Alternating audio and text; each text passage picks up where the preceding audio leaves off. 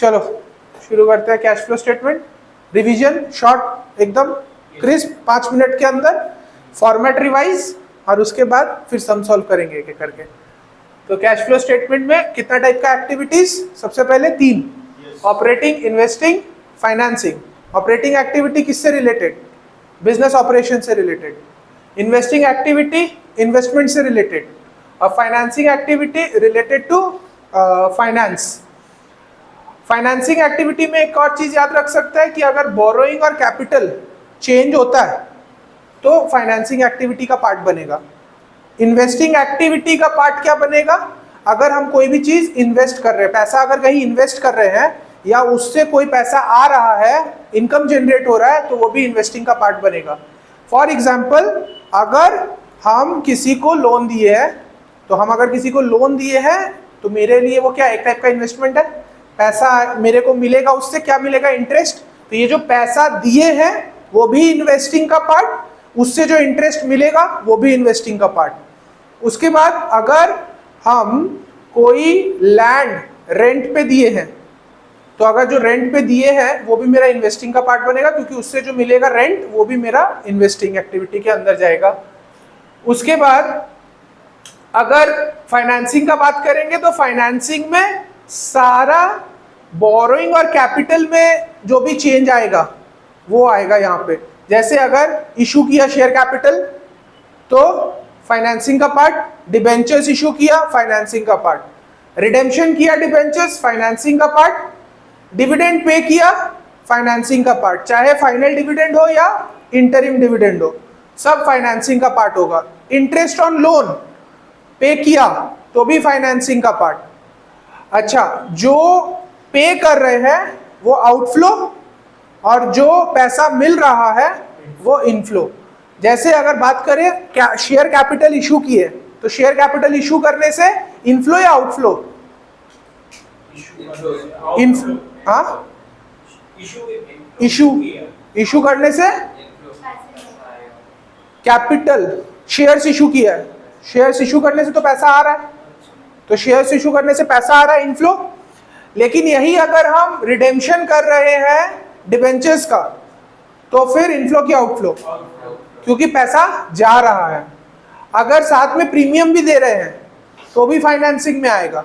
ठीक है, तो ये 3 एक्टिविटीज में डिवाइड कर रहे हैं कि किस एक्टिविटी से कितना पैसा जनरेट हो रहा है। ऑपरेटिंग से कितना, इन्वेस्टिंग से कितना, फाइनेंसिंग से कितना। उसके बाद हम लोग का मेन जो चीज था वो था हम लोग का फॉर्मेट, कि वो फॉर्मेट पूरा याद कर लेना है। कि वो फॉर्मेट अगर याद है कोई भी आंसर आराम से बन सकता है। तो फॉर्मेट क्या है? सबसे पहला फॉर्मेट में जो है तुमको निकालना क्या पड़ता है? Net profit before tax. और नेट प्रॉफिट बिफोर टैक्स निकालने के लिए सबसे पहला स्टेप क्या होता है?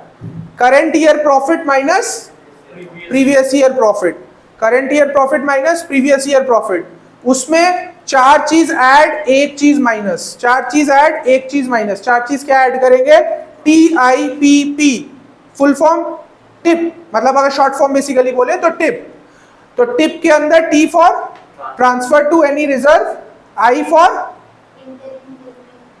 पेड या paid during the year, interim dividend, then P है तो provision for tax made during the year, और एक P है propose dividend paid during the year.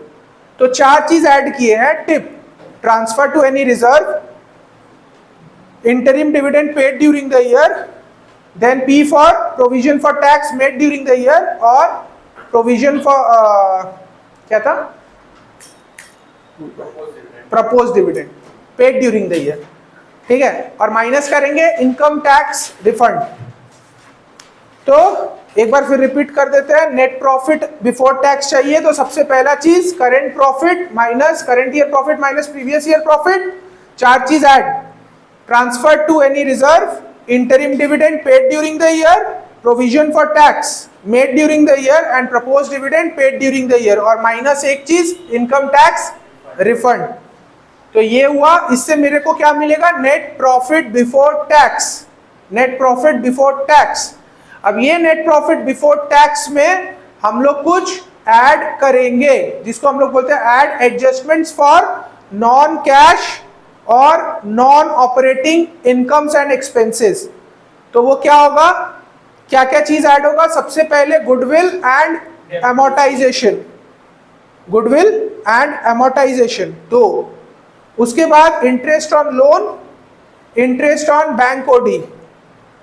उसके बाद discount on issue of debenture, premium on redemption of debenture, ठीक है, loss on sale of fixed assets.